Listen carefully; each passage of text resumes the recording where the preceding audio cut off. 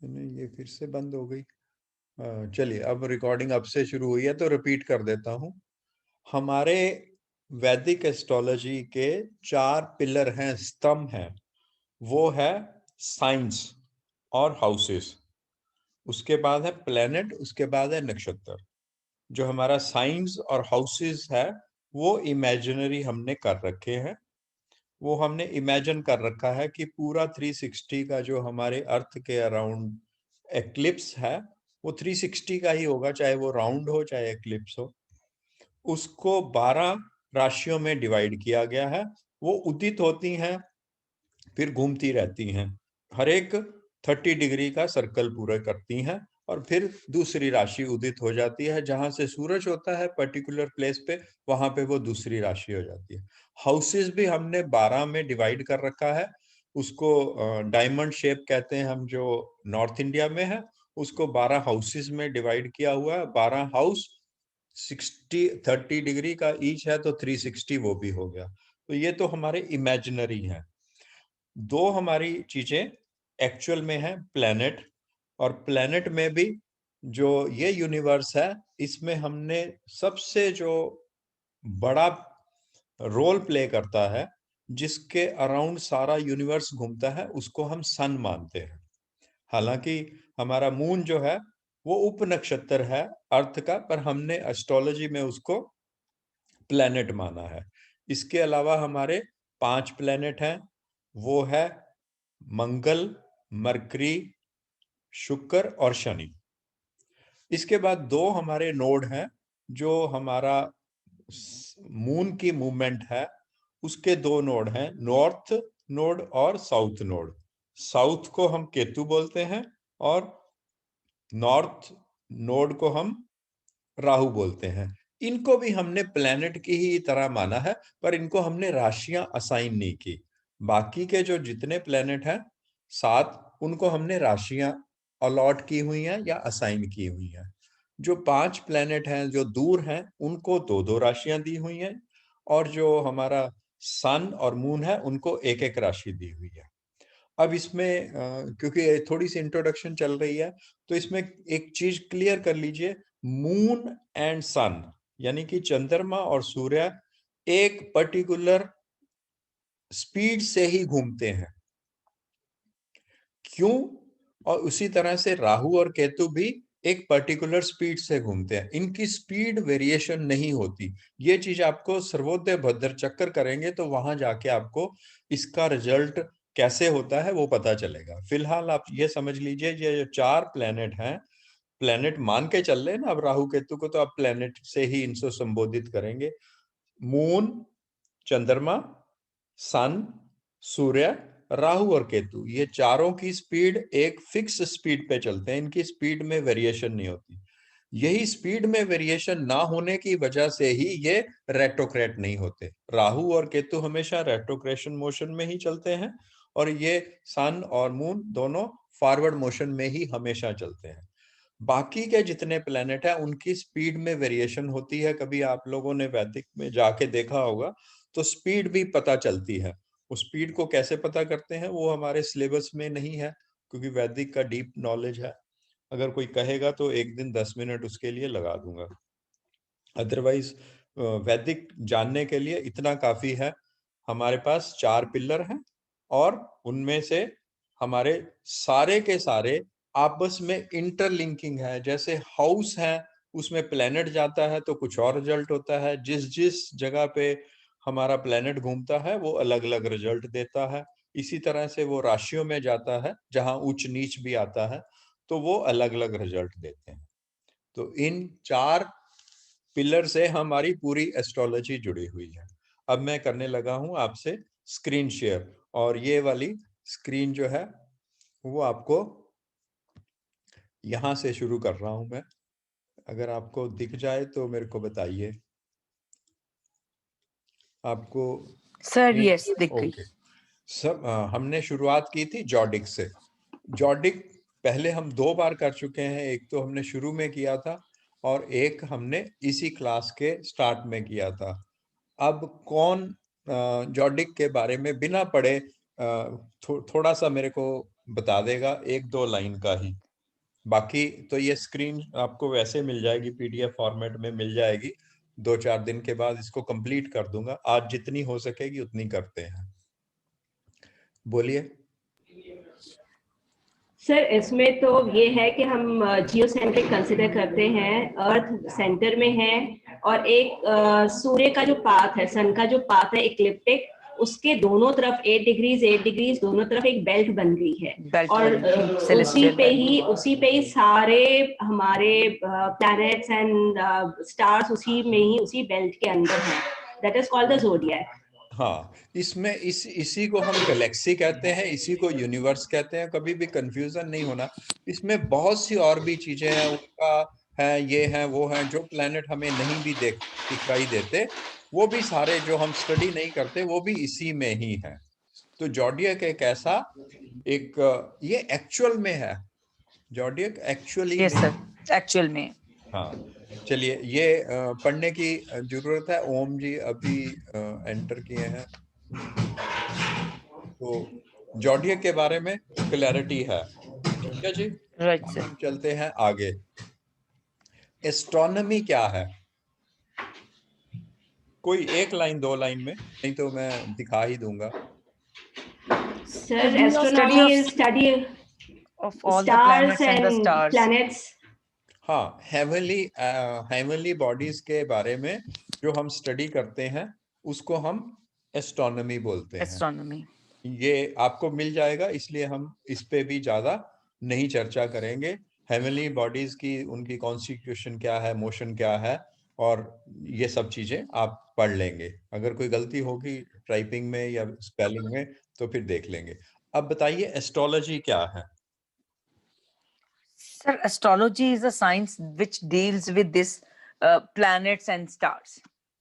Right. और कोई? Effect of planets and stars on human is astrology. कौन, किसने बोला ये? मैं, रिदम सर। अच्छा, रिदम। ये अभी आपके सामने आ रहा है। ये जो हेवनली बॉडीज, क्योंकि मैंने एक मोती परखने की कोशिश की है एस्ट्रोलॉजी को, कि पहले हम जॉडियक से चले, फिर हमने एस्ट्रोनॉमी की, एस्ट्रोलॉजी स्पेसिफिकली नहीं लाया स्क्रीन पे। क्या ये जो हेवनली बॉडीज का असर हमारे लिविंग बींग्स पे, पौधों पे, पक्षियों पे, हर एक चीज पे पड़ता है। वो पानी पे भी पड़ता है, जैसे ज्वार भाटा आता है, तो हर एक चीज पे पड़ता है। तो वो इफेक्ट जो है, वो स्टडी कौन करता है? एस्ट्रोलॉजी। ये आपके सामने आ गया। ठीक है जी। इमोशंस को भी हमारे, और लिविंग बींग्स, ह्यूमन लाइफ, सबको करता है इफेक्ट। ठीक है। और एस्ट्रोलॉजी का जो हम स्टडी करते हैं, इस हाउस में ये होगा, उस हाउस में ये होगा, इस साइन से ये होगा, वो एक डाटा कलेक्शन है। जो पहले जिन्होंने शुरू की एस्ट्रोलॉजी, उन्होंने एक डाटा कलेक्शन किया कि 7th हाउस में ये होगा तो ऐसे रिजल्ट आएंगे, सेकंड में होगा तो ऐसे रिजल्ट आएंगे। वो एक डाटा कलेक्शन है। ठीक है। ये आपके सामने डाटा कलेक्शन आ गया, जो उन लोगों ने किया हुआ है साइंटिफिक बेस्ड पे। अब उसमें चेंजेस करना हम लोगों का काम है, जो हम बहुत कम करते हैं। उसमें कुछ चेंजेस है। उस समय कंप्यूटर नहीं था, उसमें पिक्चर, ये मूवीज नहीं थी, उस समय ये व्हीकल्स नहीं थे, तो इन सब का रिलेशनशिप कुछ लोग बनाते रहते हैं। फिर भी हमें और इसका बारे में करते रहना चाहिए। ठीक है जी। और ये आपके सामने, क्योंकि ये आ जानी है स्क्रीन आपको। अब एस्ट्रोलॉजी पे बहुत सी डिबेट होती हैं। कुछ लोग मानते हैं, कुछ लोग नहीं मानते। तो जो नहीं मानते वो तो इस क्लास में होंगे नहीं। जो मानते हैं वो क्या मानते हैं एस्ट्रोलॉजी की डिबेट के लिए? क्या एस्ट्रोलॉजी, किस बेस पे हम कहेंगे कि एस्ट्रोलॉजी एक साइंस है? बोलिए सर। इफेक्ट ऑफ प्लैनेट्स जो है वो ह्यूमन बिहेवियर पे, हर चीज पे, not only on the human behaviour but हर चीज पे वो इफेक्ट देता है अपना प्लैनेट। साइंटिफिकली तो फिर हम बिलीव करते हैं कि एस्ट्रोलॉजिकली जैसे जैसे प्लैनेट जिस जिस राशि, जिस जिस नक्षत्र में से घूम के जाता है, तो वो हमको इफेक्ट करता है। Very right. और कोई बोलना चाहता है इसके बारे में? सर जैसे एक्चुअली इसमें हमने देखा, अच्छा ठीक है ललित जी आप बोलिए। जैसे सन को बोलते हैं कि सन एक मेन प्लेनेट है। अगर सन का अगर हम इन्फ्लुएंस देखें तो बिना सन के कोई लाइफ नहीं है। अदरवाइज जैसे Right. मून के पॉइंट ऑफ व्यू से ये है कि अगर मून को देखें तो ये बोला जाता है कि भी जो ज्वार भाटा है वो मून की मूवमेंट के अकॉर्डिंगली बढ़ता घटता है। और जो जिनको साइकोलॉजिकल प्रॉब्लम्स होती है उनके बिहेवियर में भी अपना भी Right, चेंज आ very right. जाता है मून की मूवमेंट के अकॉर्डिंगली। हाँ एंड जी। अदरवाइज प्लैनेट्स पे देखें तो कुछ पौधे हैं जैसे सूरजमुखी, जैसे जैसे सूर्य की मूवमेंट होती है उसके अकॉर्डिंगली वो मूव करता है। तो इसका मतलब प्लैनेट्स का इफेक्ट है ह्यूमन बींग्स पे, प्लैनेट्स पे और बाकियों पर भी। उसके बिना लाइफ नहीं है। हाँ, दो चीजें ललित जी ने बोली हैं जो फिजिकली हम देख सकते हैं, और बाकी इमोशनल इम्बैलेंस जो है वो देख नहीं सकते, बस उसको महसूस कर सकते हैं। महसूस कर सकते हैं। जो देख सकते हैं वो हम है ज्वार भाटा आना, और वो जो इससे सूरजमुखी का फूल है उसका मूव करना। और जो हम महसूस और कर सकते हैं वो है जब भी सन का एक्लिप्स होता है तो जो ये पक्षी हैं और तरह के जानवर हैं वो सबका बिहेवियर चेंज होता है, वो हमें दिखता है। इसलिए हम जो ह्यूमन बीइंग का बिहेवियर है, जैसे अमावस को कुछ लोगों को प्रॉब्लम होती है, कुछ को फुल मून पे होती है, यानी कि फुल मून पे होते हैं। फुल मून पे, तो ये दोनों हम सिर्फ महसूस कर सकते हैं। और एक बात है, कई लोगों का कोई पर्टिकुलर डे से रिलेशन होता है और उन डेज में वो खुश रहते हैं या आवर्स में खुश रहते हैं, तो वो सिर्फ महसूस करने वाली बात है।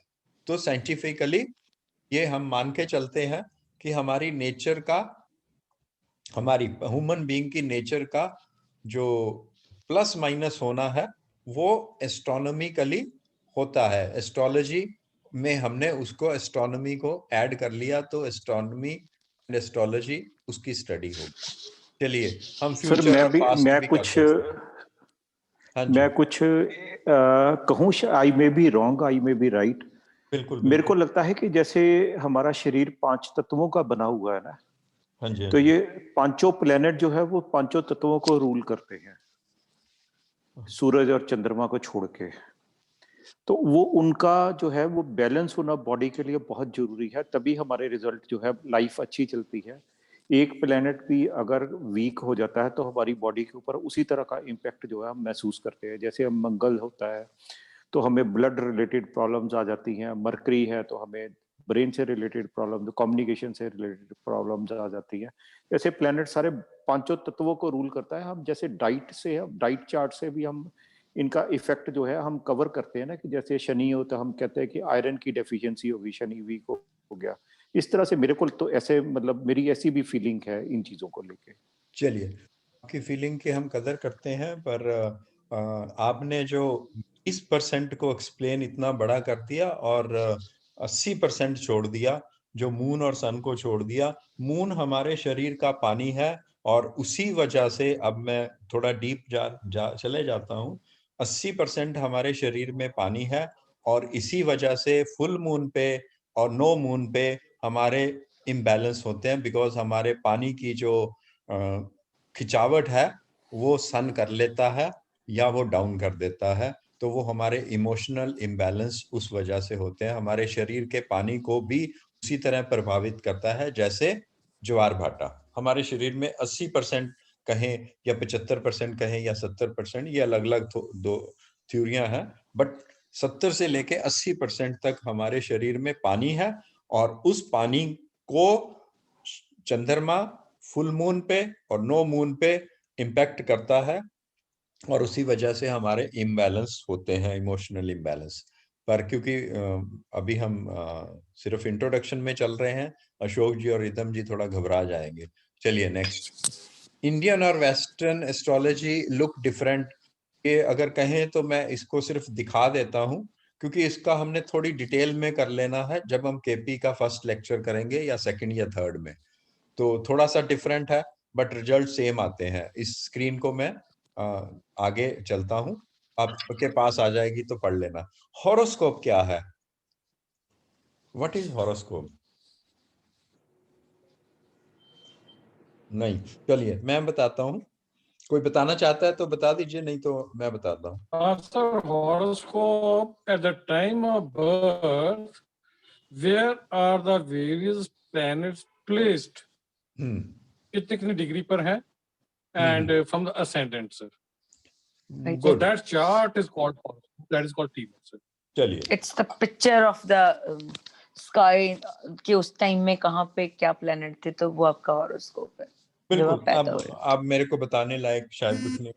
ये हमने बर्ड की तरह ऊपर जाके ऐसे, जैसे एक बर्ड की आई ने वो फोटो खींच ली उस समय, जिस समय प्लेस भी वहां का है, टाइम भी वहां का है, और तीनों चीजें हो गई, place, time and date. Time तो and वो date. पिक्चर खींची गई, उसको हम हॉरोस्कोप बोलते हैं। ठीक है जी।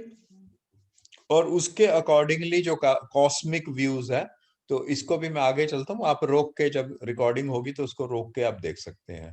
चलिए। ओ, birth of a child.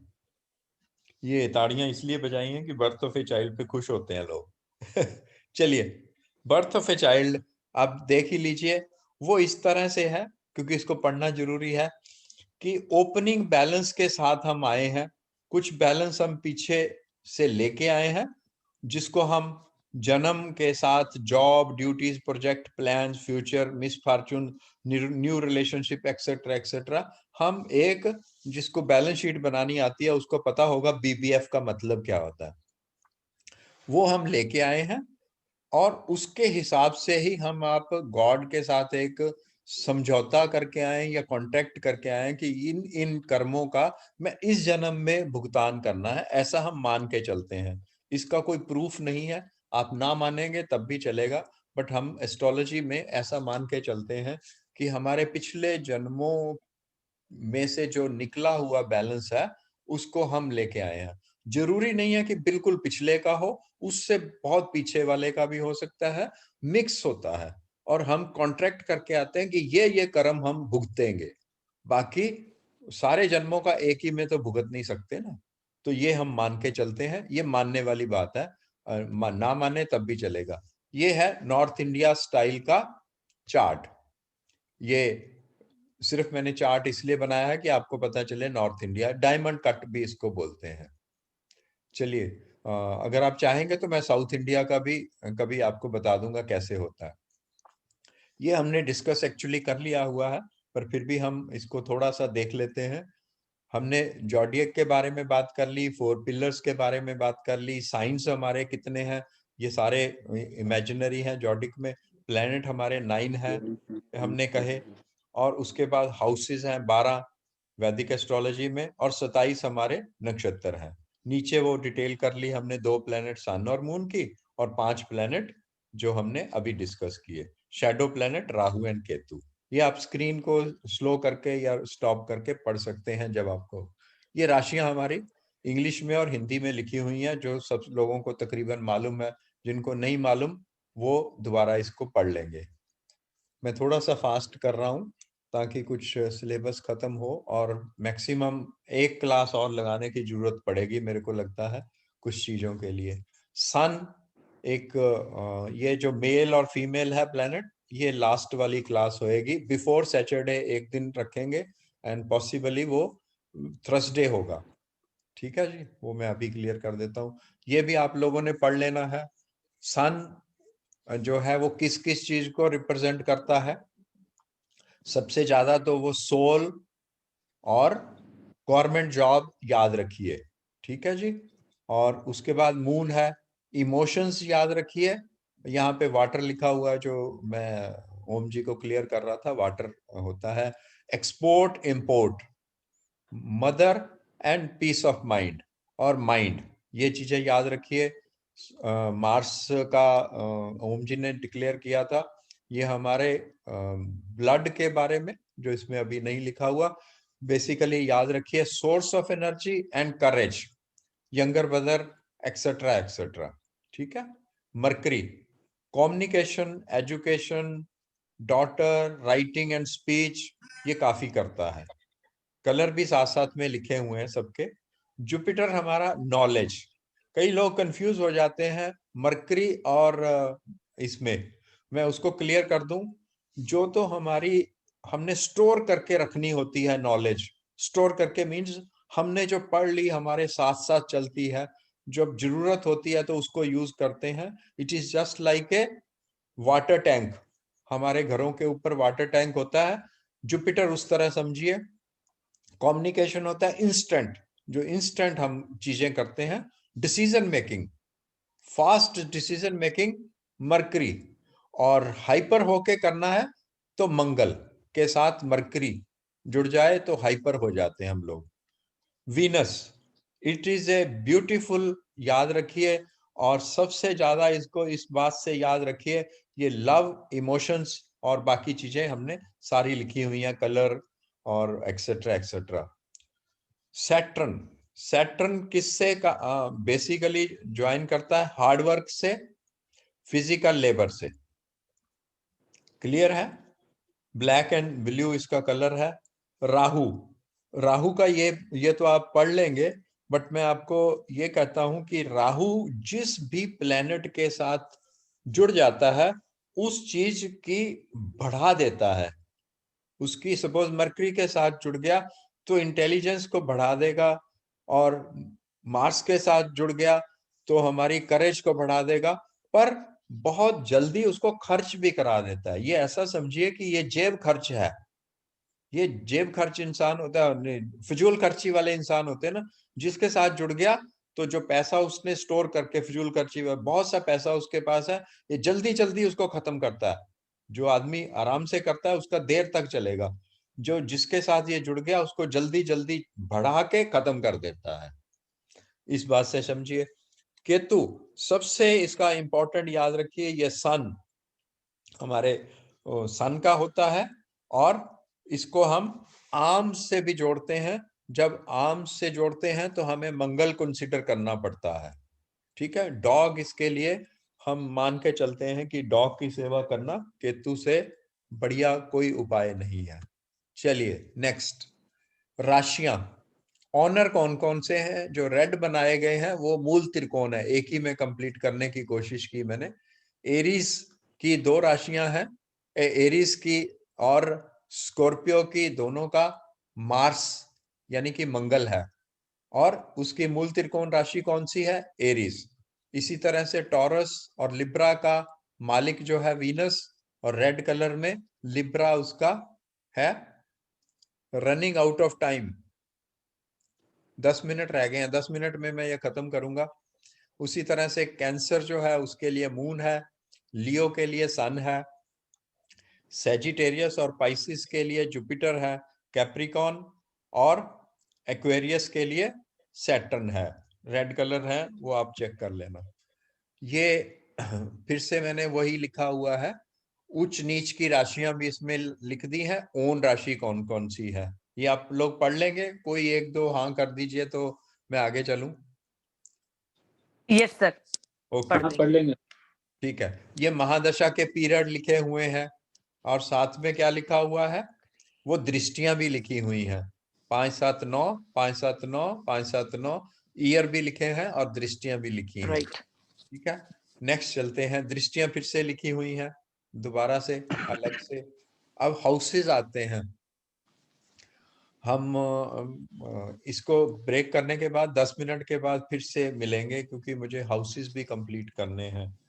The second constituent of वैदिक एस्ट्रोलॉजी, फर्स्ट हमारा साइन होता है, साइन होते हैं, सेकंड हाउस होता है, फिर प्लेनेट होते हैं, और फिर उसके बाद स्टार्स होते हैं।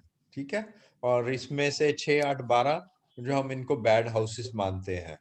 हम इसको रिपीट कर लेंगे कभी ना कभी दोबारा से। सिग्निफिकेशन ऑफ हाउस, ये मैं करना चाहता हूँ। Signification of each house is differ from, sign के हिसाब से बदलता रहता है, और जैसे जैसे कॉम्बिनेशन परमुटेशन बनते हैं उसके हिसाब से बैड या गुड रिजल्ट मिलते हैं। ठीक है, अब हम इस पे चलते हैं। फर्स्ट भाव क्या करता है?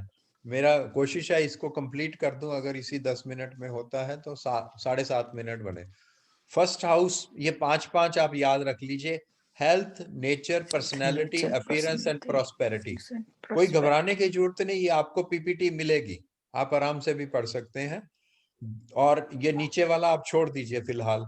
दूसरा हाउस, दूसरे हाउस में wealth, family, finance status, money और cash in hand, earning capacity, और ये नीचे वाला अभी छोड़ दीजिए।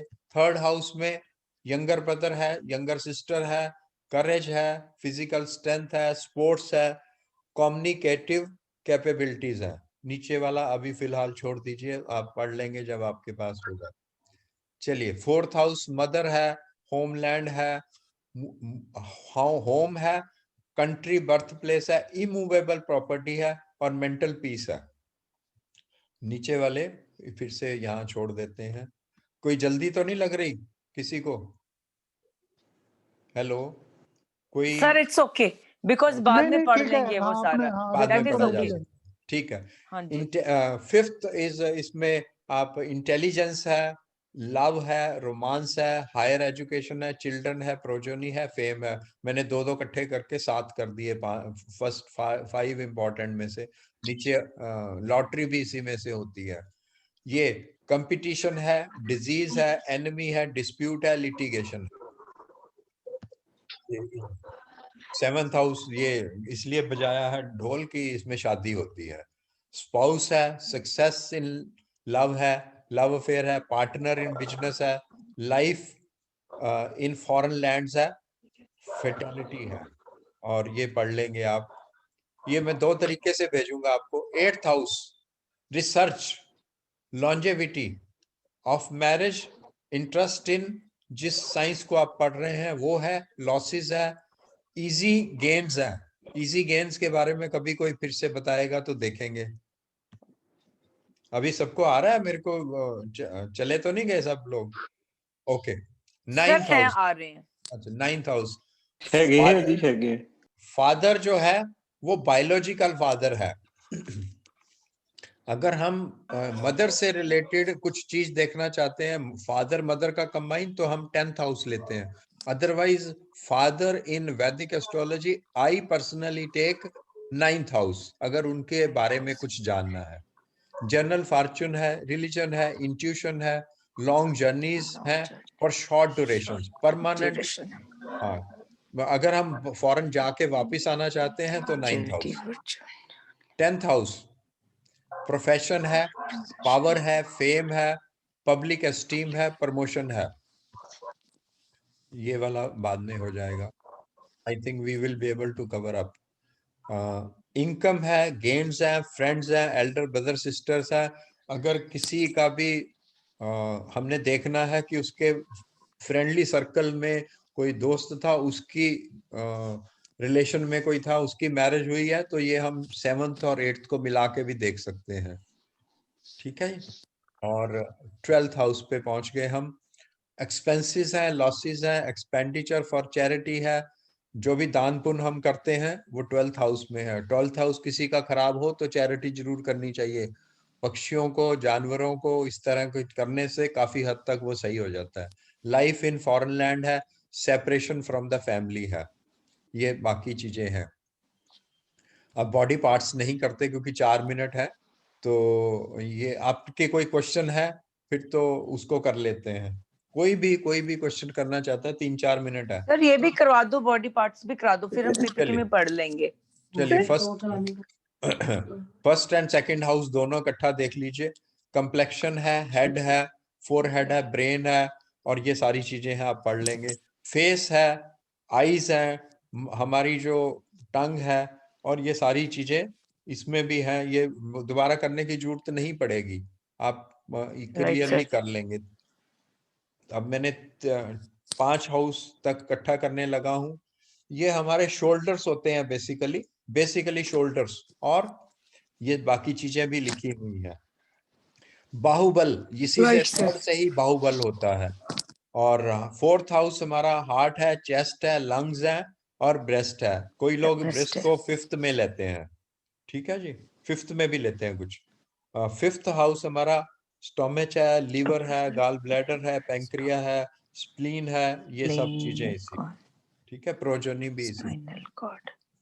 6th हाउस में हमारी ये चीजें हैं, लोअर एब्डोमिनल है, किडनी है, स्मॉल इंस्टाइन है, upper part of large Einstein है, अपेंडिक्स है। 7th हाउस हमारा ये लिखे हुए हैं काफी चीजें, ये girdle और ये cervix testicles यूट्रस एक्चुअली हम आउटर, scrotum and anus। हाँ अब चलते हैं, हमारे पास अभी भी टाइम है। थाइज, लेफ्ट थाई, इसमें थोड़ा बहुत चेंजेस हैं अलग अलग, अगर हम अलग अलग जगह पे जाएंगे तो नी, कीनी जॉइंट, बोन्स, और हमारा ये भी कंप्लीट होने वाला है। पढ़ लीजिए इसको, राइट लेग, लेफ्ट आई, लेफ्ट आर्म, लेफ्ट, और इसके बाद आ गया 12th लेफ्ट आई, और राइट आई हमारी सेकंड में होती है, राइट। ठीक है जी। सन इन डिफरेंट हाउसेस ये हमारे कोर्स का पार्ट नहीं रहेगा, क्योंकि हम तो उसमें है, बेसिक्स में है। अब स्पेसिफिकली दो बंदों से क्वेश्चन होगा, क्योंकि 2 मिनट है। रिदम, आपको बहुत फास्ट तो नहीं लगा? सर मेरे को ना एक चीज पूछनी है, जब आपने बोला कि 4th हाउस है मदर का और 9th हाउस है फादर का, तो 10th हाउस फादर मदर दोनों का मतलब नहीं, जब हमने दोनों की हेल्थ के बारे में जानना होता है तो फिर 4th एंड 10th देखते हैं। अगर हमने बायोलॉजिकल फादर देखना है तो वो है 9th हाउस। इस केस में इस तरह डिफरेंस है कि जो श्री कृष्ण थे उनका बायोलॉजिकल फादर और था, पालने वाला और था। जो पालने वाला होता है वो होता है 10th हाउस में, क्योंकि नॉर्मली हमारे पास एक ही फादर होता है जो बायोलॉजिकल भी है और वो पालने वाला भी है, तो फिर हम उसको 9th एंड 10th में अलग अलग करके जोड़ते हैं इस वजह से। नहीं तो हमारा तो सर ये कैसे अफेक्ट पड़ता है कि हम लोग उसकी दृष्टि देखते हैं या कौन सा प्लेनेट उस घर में बैठा हुआ है ये देखते हैं? जैसे 4th में कौन सा प्लेनेट बैठा हुआ है ये डिस्क्राइब करता है कि मदर के ऊपर क्या इफेक्ट है या क्या नेचर है या जो भी है, या उसके ऊपर कौन कौन सी दृष्टि पड़ रही है वो अफेक्ट करता है? दृष्टि भी, बैठा हुआ प्लेनेट भी, उसका डिस्पोजिटर भी। फिर हम वैदिक में आगे चले जाएंगे ना, हम तो बेसिक्स कर रहे हैं। तो ये आपका क्वेश्चन है, ये अलग से आप व्हाट्सएप में डाल देंगे तो मैं पूरी टीम के लिए डाल दूंगा अलग से। और कोई? अशोक जी, ये बंद होने वाला है।